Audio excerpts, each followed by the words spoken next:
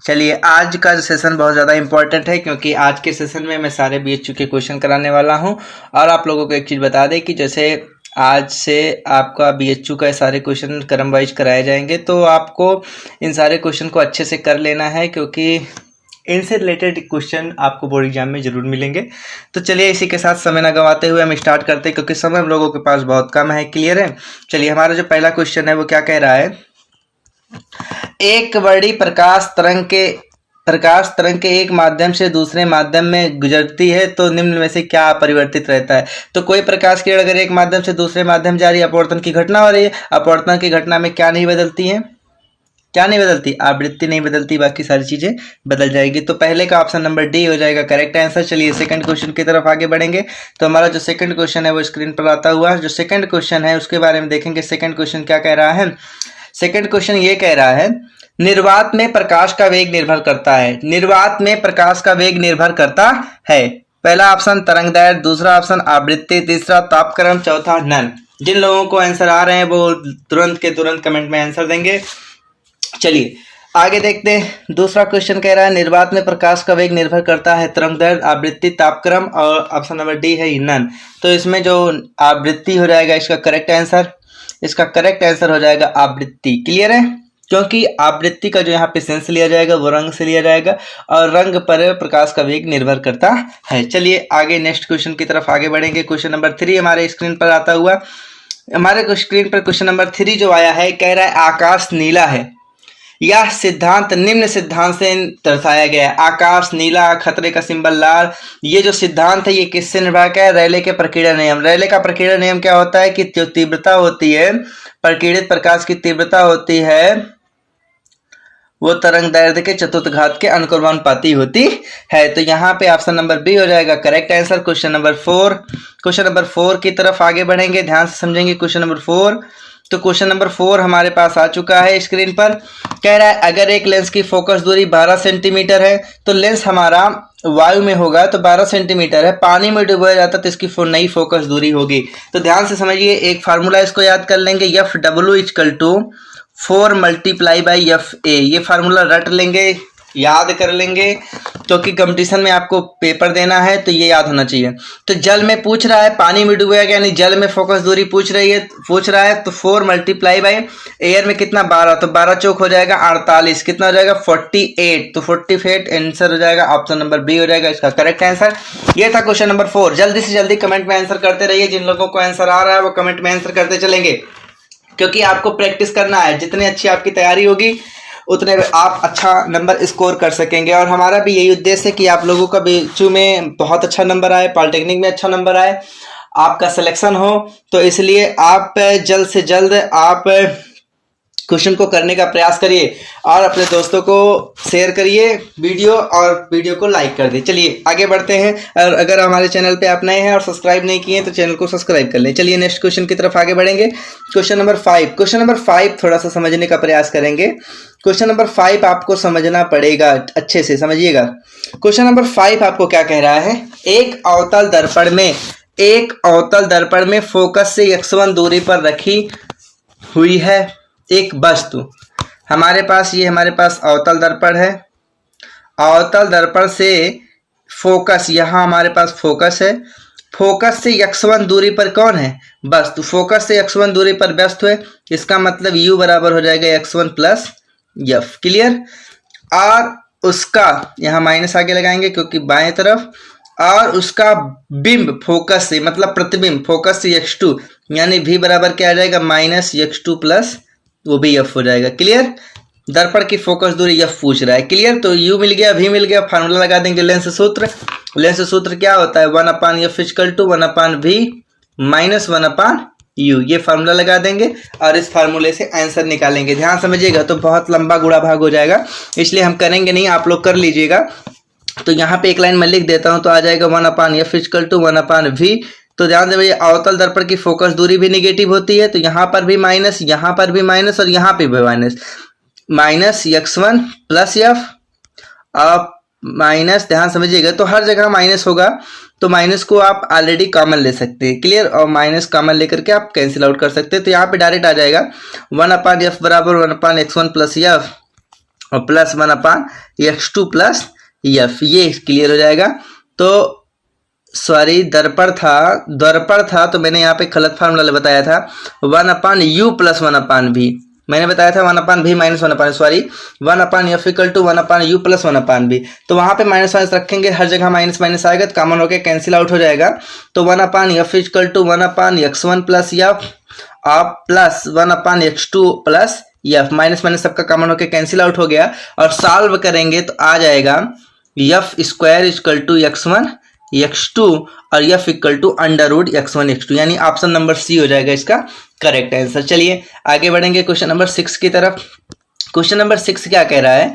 Question number 6 कह रहा है एक छोटी मछली तालाब में पानी की सतह से स्मॉल डी गहराई नीचे तैर रही है। इसका मतलब है ये इस पानी की सतह है, यहाँ से इसकी डिस्टेंस जो है स्मॉल डी है। अगर प्रेक्षक पानी की सतह से लंबवत देखे, यहाँ से देख रहा है वो, तो देखने पर मछली का आभासी गहराई, तो हमारे पास पता है आभासी गहराई जो होती है यानी H apparent HI equal to वास्तविक यानी D बटे अपवर्तनांक यानी, तो पानी का अपवर्तनांक कितना होता है 4/3, तो आ जाएगा 4/3 रखेंगे तो ऊपर जाएगा 3D/4। ये हो जाएगा ऑप्शन नंबर सी इसका करेक्ट आंसर हो जाएगा। क्वेश्चन नंबर 7 की तरफ आगे बढ़ेंगे। क्वेश्चन नंबर 7 ध्यान से समझिएगा, जो कैलकुलेशन होगा मैं आपको केवल बता दूंगा कैसे कैसे करना है, बाकी आप कैलकुलेशन कर लीजिएगा, ठीक है, क्योंकि आपके पास भी समय कम है, हमारे पास भी समय कम है। हम इतना समय देंगे कि आप प्रैक्टिस टेस्ट में आंसर दे सकें। चलिए, जब स्क्रीन पर क्वेश्चन आता है आप खुद क्वेश्चन करने का प्रयास किया कीजिए। एक वस्तु की काल्पनिक बिंब, कैसा बिंब? काल्पनिक बनाने के लिए डाइवर्जिंग लेंस, डाइवर्जिंग लेंस कौन सा लेंस होता है? अवतल लेंस, अवतल लेंस को डाइवर्जिंग लेंस बोलेंगे।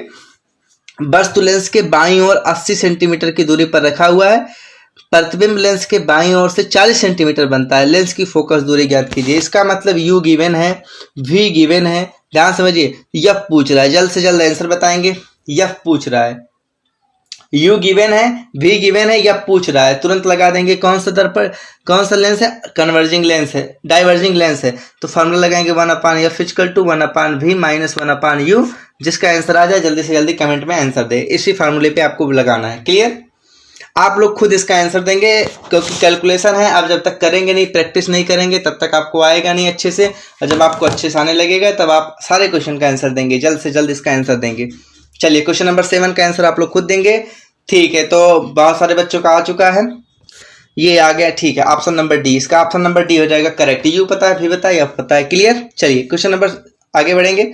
Question number 8 same to same question है। Question number 8 same to same है, बस यहाँ पे लेंस चेंज हो रहा है। क्लियर? इसको भी आप ही लोग करेंगे, मैं नहीं कराने वाला। चलिए देखो ध्यान से, दो पूंजीकारक कन्वर्जिंग लेंस 20 सेंटीमीटर की दूरी पर रखे हुए हैं। मैं केवल समझा दूंगा क्वेश्चन को। यहाँ पे एक कन्वर्जिंग लेंस, यहाँ पे एक कन्वर्जिंग लेंस, ध्यान समझिएगा। क्लियर? वहां पे हमारे पास कौन सा लेंस था? अवतल लेंस। यहां पे हमारे पास कौन सा लेंस होगा? उत्तल लेंस। 20 सेंटीमीटर की दूरी पर रखें, कितने पे? 20। उनकी फोकस दूरियां क्रमशः, इसकी फोकस दूरी, पहले की फोकस दूरी यानी F1 बराबर 10 सेंटीमीटर और F2 बराबर 20 सेंटीमीटर। क्लियर? पहले अगर पहले लेंस के सामने, यहाँ पे पहले लेंस के सामने 30 सेंटीमीटर की दूरी पर वस्तु रखी है तो अंतिम प्रतिबिंब निम्न दूरी पर बनेगा। तो चलिए जिन लोगों को आ रहा है वो करते जाएं, आंसर देते जाएं। तो 30 सेंटीमीटर, ध्यान समझिएगा, 8वें 30 सेंटीमीटर कह रहा है, तो पहले U मिल गया, F मिल गया, यहां से V निकालेंगे तो V यहां कहीं आएगा और जो V आएगा वो इसके लिए घटा लेंगे, फिर यहाँ पे U मिलेगा और F मिलेगा, फिर उसके लिए V निकालेंगे। ठीक है, चलिए करिए जल्दी से। बहुत बढ़िया, बहुत बढ़िया। जिन बच्चों का आंसर आ रहा है बहुत अच्छा। ठीक है, ऑप्शन नंबर बी इसका हो जाएगा करेक्ट आंसर। ठीक है, रमन सोनी का अच्छा आंसर है। दुर्गेश और ठीक है, बढ़िया है। ऑप्शन नंबर बी हो जाएगा इसका करेक्ट आंसर। चलिए ठीक है, ठीक है। चलिए आप सभी लोग जो लोग नहीं कर पाए वो करेंगे, बढ़िया से आ जाएगा। ठीक, आए। चलिए नेक्स्ट क्वेश्चन की तरफ आगे बढ़ते हैं, समय बहुत कम है हमारे पास। नेत्र की समंजन क्षमता, नेत्र की समंजन क्षमता होती है, समंजन क्षमता कितनी होती है? नेत्र की समंजन क्षमता मेरे कहने का मतलब समंजन क्षमता, मतलब समंजन क्षमता का मतलब होता है जो नजदीक और दूर की वस्तुओं को रेटिना पर लाकर बनाता है वो समंजन क्षमता होता है। तो ये किसके कारण पॉसिबल होता है? सिलिवरी मांसपेशियां। ऑप्शन नंबर सी इसका हो जाएगा करेक्ट आंसर। के लिए आगे नेक्स्ट बढ़ेंगे क्वेश्चन नंबर 10 की तरफ। क्वेश्चन नंबर 10 आपका क्या कह रहा है? क्वेश्चन नंबर 10 कह रहा है यदि स्पष्ट दृश्य की न्यूनतम दूरी 25 सेंटीमीटर है तो उत्तल लेंस की अधिकतम आवर्धन क्षमता होगी। लेंस की शक्ति 4 डायोप्टर है। हमको डायोप्टर पता है, फोकस दूरी निकाल लेंगे, ध्यान समझिएगा। तो ये एक उत्तल लेंस है, इसका मतलब है कि हमारे पास जो उत्तल लेंस की आवर्धन क्षमता होगी वो यम बराबर M maximum, M max equal to 1 + d by F. D कितना दिया है? 1 + d, एफ की जगह पता नहीं, फोकस दूरी निकालेंगे। P equal to 1 by F, P equal to 100/4, sorry 4 equal to 100/f। तो एफ इक्वल टू 100/4, तो एफ इक्वल टू आ गया 25। तो यहाँ पे रख देंगे 25, 25 to 25 कैंसिल, 1 + 1 यानी 2, यानी M equal to 2। Option number C हो जाएगा करेक्ट। तो 10th का ऑप्शन नंबर सी हो जाएगा करेक्ट। नहीं आ रहा है समझते रहिए, आ जाएगा अच्छे से। और जिन बच्चों का आंसर आ रहा है बहुत अच्छा, उनकी तैयारी अच्छी है। चलिए देखते हैं नेक्स्ट क्वेश्चन की तरफ आगे बढ़ते हैं। Question number 11। ये सारे क्वेश्चन आपको बताए गए हैं, कराए गए हैं, ठीक है, समझाए गए हैं, तो इसलिए आप इसका बेहतरीन आंसर दें, अच्छा लगेगा मुझे भी। दूरदर्शक में अभिदृश्यक का द्वारक बड़ा बनाया जाता है, क्यों? इसका भी आंसर आप लोगों को पता होगा, अभी जल्द ही पढ़ाया गया। जो अभी कोचिंग कर रहे हैं बच्चे उनको भी बताया गया है, जल्द से जल्द आंसर देंगे। दूरदर्शन में अभिदृश्यक का द्वारक बनाया जाता है, इसका एक ही रीजन होता है, प्रतिबिंब की तीव्रता को बढ़ाना होता है, ठीक है, प्रतिबिंब की तीव्रता बढ़े। क्लियर? चलिए नेक्स्ट क्वेश्चन की तरफ आगे बढ़ेंगे। Question number 12। क्वेश्चन नंबर 12, संयुक्त सूक्ष्मदर्शी में अंतिम प्रतिबिंब बनता है। संयुक्त सूक्ष्मदर्शी में अंतिम प्रतिबिंब बनता है तो हमें याद होगा जो लास्ट में प्रतिबिंब बनता है इधर बनता है, पहली चीज उल्टा बनता है और लेंस के इसी पार बनता है, इसलिए काल्पनिक तथा उल्टा। ऑप्शन नंबर बी हो जाएगा इसका करेक्ट आंसर। आगे बढ़ेंगे। क्वेश्चन नंबर 13 क्या कह रहा है? क्वेश्चन नंबर 13 देखेंगे, कह रहा है दूरदर्शी की विभेदन क्षमता अधिक होती है जब उसका अभिदृश्यक लेंथ, तो इसका फार्मूला होता है भैया स्मॉल डी या कैपिटल डी अपान 1.22 लेमडा। तो अधिक फोकस दूरी का, इसमें फोकस दूरी की बात नहीं हो रही, कम फोकस दूरी का फोकस दूरी की बात नहीं, अधिक व्यास का हो और कम व्यास का हो। तो अधिक व्यास और कम व्यास हमारे फोकस दूरी में है, क्योंकि डी फॉर यहाँ पे डायमीटर है। तो 13 का क्या ऑप्शन नंबर सी, व्यास अधिक होगा। तो क्योंकि विभेदन क्षमता का बराबर विभेदन क्षमता बराबर डी अपान इतना होता है, तो डी किस पे निर्भर, विभेदन क्षमता डी पे निर्भर कर रहा है। इसका मतलब है विभेदन क्षमता प्रोपोर्शनल कैपिटल डी, तो डी ज्यादा होगा, विभेदन क्षमता ज्यादा होगी, तो ऑप्शन नंबर सी इसका हो जाएगा करेक्ट आंसर। चलिए नेक्स्ट क्वेश्चन की तरफ आगे बढ़ेंगे। क्वेश्चन नंबर 14 हमारे सामने है। इसमें क्या कह रहा है? एक समंजन से खगोलीय दूरदर्शी की लंबाई 105 सेंटीमीटर है, जबकि अभिदृश्यक की फोकस दूरी 100 सेंटीमीटर है। तो दूरदर्शी का द्वारा आवर्धन, तो हमारे पास पता है एफओ प्लस एफई बराबर कितना गिवन है भैया? 105। और अभिदृश्यक की फोकस दूरी यानी एफओ गिवन है 100, तो एफई इक्वल टू आ गया 5। तो एम बराबर क्या होता है? एफओ अपान एफई माइनस एफओ अपान एफई होता है। तो माइनस एफओ कितना है? एफओ कितना तो भैया 100 और बटे 5 यानी 20। अगर आंसर 20 दिया है तो 20 लगा देंगे, ठीक है। तो option number option number A हो जाएगा इसका करेक्ट आंसर। आप यहाँ पे डिवाइड करेंगे 100 को 5 से 20, हाँ 100 को 5 से तो 20 आएगा। ऑप्शन नंबर ए हो जाएगा इसका करेक्ट आंसर। क्वेश्चन नंबर 15 की तरफ आगे बढ़ेंगे। क्वेश्चन नंबर 15 क्या कह रहा है? देखिए सारे के सारे क्वेश्चन लिखे गए हैं किस ईयर में आए हुए हैं, ठीक है। BHU 2010 में आपको सारे कराए जाएंगे, जो जहाँ पे आए हुए हैं सारे क्वेश्चन यहाँ पे मैं कराने वाला हूँ। हर एक क्वेश्चन पे फोकस करिए, देखते रहिए। एक मनुष्य 3 मीटर की दूरी पर तक स्पष्ट देख सकता, उसके लिए प्रयुक्त लेंस की क्षमता क्या होनी चाहिए यदि वह 12 मीटर दूरी तक देख सके? अगर 12 मीटर दूरी तक देखना है तो यानी अंतिम प्रतिबिंब 12 और 12 तो -12, यू इक्वल टू 3 तक देख पा रहा है यानी -3। फोकस दूरी निकालेंगे, उसके बाद एफ यहाँ से निकल के आ जाएगा 1/f equal to 1/v, v equal to -12, u equal to -3, 1/f equal to 1/v -1/u। तो फोकस दूरी आपका निकल के क्या आ जाएगा? -4। क्लियर? तो आप 4 आ जाएगा, -4 आ गया तो P equal to 1/f। P equal to क्या होता है 1/f, तो P इक्वल टू क्या लिखेंगे 1/f, तो 1/f इक्वल टू यानी -4 यानी -1/4 डायोप्टर। कितना ऑप्शन नंबर कौन सा हो जाएगा? ऑप्शन नंबर बी इसका हो जाएगा करेक्ट आंसर, क्वेश्चन नंबर 15। चलिए क्वेश्चन नंबर 16 की तरफ आगे बढ़ेंगे। क्वेश्चन नंबर 16 को बहुत प्रेम से समझेंगे। इस क्वेश्चन में क्या कह रहा है, श्वेत प्रकाश की एक किरण कांच के भीतर से, कांच एवं हवा है, अंतर फलक पर एक ऐसे कोड पर पड़ती है, कोड होगा कोड नहीं, कोड पर पड़ती है कि केवल हरे प्रकाश के द्वारा प्रकाश का पूर्ण आंतरिक परावर्तन की शर्त पूरी होती है हवा में निकलने वाले। तो ध्यान से समझिएगा, यहाँ पे श्वेत प्रकाश जब पड़ेगा तो ध्यान समझिएगा तो 7 रंगों में डिवाइड होगा। तो हम विब गोयर की बात करते हैं, ध्यान समझिएगा गोयर। अगर यहाँ से पूर्ण आंतरिक परावर्तन की शर्त पूरी हो रही है तो इधर वाला सारा का सारा रिफ्लेक्ट, ध्यान समझिएगा हवा में कौन पहुंचेंगे, ये सारे लोग पहुंचेंगे। बहुत ध्यान समझिएगा विब गोयर, ये यानी यहाँ पे जो लेमडा होता है वो प्रोपोर्शनल होता है साइन थीटा सी से। थीटा सी क्या है, क्रांतिक कोण है, तो लेमडा प्रोपोर्शनल थीटा सी। और जो ये लिखा गया है इसमें क्या होता है, ये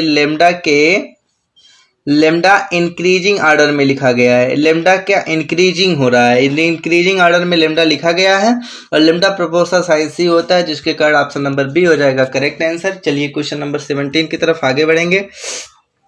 क्वेश्चन नंबर 17 क्या कह रहा है, पानी के भीतर एक उभयोत्तल हवा का बुलबुला निम्न प्रकार का व्यवहार करेगा। पानी के भीतर एक उभयोत्तल हवा का बुलबुला, बीएचयू 2010 का क्वेश्चन है। हवा का बुलबुला निम्न, पानी के भीतर बुलबुला, वायु का बुलबुला यानी अपवर्तनांक, पानी में अगर डालोगे तो अपवर्तनांक बढ़ेगा, और जब अपवर्तनांक बढ़ता है तो लेंस की प्रकृति बदल जाती है। लेंस की प्रकृति क्या हो जाती है, प्रकृति बदल जाती है। तो कौन सा लेंस डाले थे, उभयोत्तल, यानी वो हो जाएगा अवतल। वो क्या हो जाएगा, अवतल लेंस की तरह। किसकी तरह हो जाएगा, अवतल, इसका मतलब अपसारी लेंस की तरह। 17 का ऑप्शन नंबर बी हो जाएगा इसका करेक्ट आंसर। क्वेश्चन नंबर 18 की तरफ आगे बढ़ेंगे। क्वेश्चन नंबर 18 हमारे स्क्रीन पर आ चुका है। इसका आंसर फटाफट सभी लोग देंगे क्योंकि ये क्वेश्चन अभी जल्द ही कोचिंग में बताया गया है। तो ये कुछ बीएचयू 2010 में आया हुआ क्वेश्चन है। बच्चे आपका आंसर तुरंत देंगे। मैं समझा देता हूँ क्वेश्चन। लेंस से गुजरने के बाद उपाक्षीय एवं सीमांत किरणों के एक ही बिंदु पर मिलने की विफलता को, मेरे कहने का मतलब हमारे पास ये लेंस है और यहाँ से जो किरणें जा रही हैं, कोई यहाँ मिल रहा है, कोई यहाँ मिल रहा है, कोई यहाँ मिल रहा है, कोई यहाँ मिल रहा है, कोई यहाँ, अलग अलग बिंदुओं पे मिल रही हैं। तो याद करो मैंने ये बताया था कि दूरदर्शी जब पढ़ा रहा था तो खगोलीय दूरदर्शी में कमियां थीं, तब जाके परावर्ती दूरदर्शी बनाया गया था। तो खगोलीय दूरदर्शी में जो कमियां थी तो एक कमी ये भी थी कि अगर सारे पॉइंट एक ही पॉइंट पे नहीं मिलेगा तो ब्राइटनेस कम मिलेगी, तीव्रता कम मिलेगी। तो तीव्रता को बढ़ाने के लिए ये कमी दूर करना था। इस कमी का नाम दिया गया था स्फेरिकल अबरेशन, यानी ऑप्शन नंबर सी गोलीय विपथन, स्फेरिकल अबरेशन, है ना। तो मेरे कहने का मतलब है, तो ये आपको समझ में आ गया होगा। इसका हो जाएगा ऑप्शन नंबर सी करेक्ट हो जाएगा। क्वेश्चन नंबर 19 की तरफ आगे बढ़ेंगे। क्वेश्चन नंबर 19 कह रहा है होलोग्राम में दिखने वाला त्रिविम प्रतिबिंब होता है पार्श्व प्रतिलोमित। याद कर लेंगे, होलोग्राम में दिखने वाला त्रिविम प्रतिबिंब होता है, पार्श्व प्रतिलोमित होता है। Question number 19 option number D इसका हो जाएगा करेक्ट आंसर। क्वेश्चन नंबर 20 की तरफ आगे बढ़ेंगे। 20 क्या कह रहा है, अगर एक उत्तल लेंस को उसी के अपवर्तनांक वाले दरों में डुबाकर रखा जाए तो उसकी फोकस दूरी उसी के अपवर्तनांक में, ध्यान समझिएगा, उसमें क्या था, अपवर्तनांक ज्यादा था, तो प्रकृति बदलती है। अगर उसी के अपवर्तनांक में डालते हैं तो अपवर्तनांक शून्य हो जाती, फोकस दूरी शून्य हो जाती।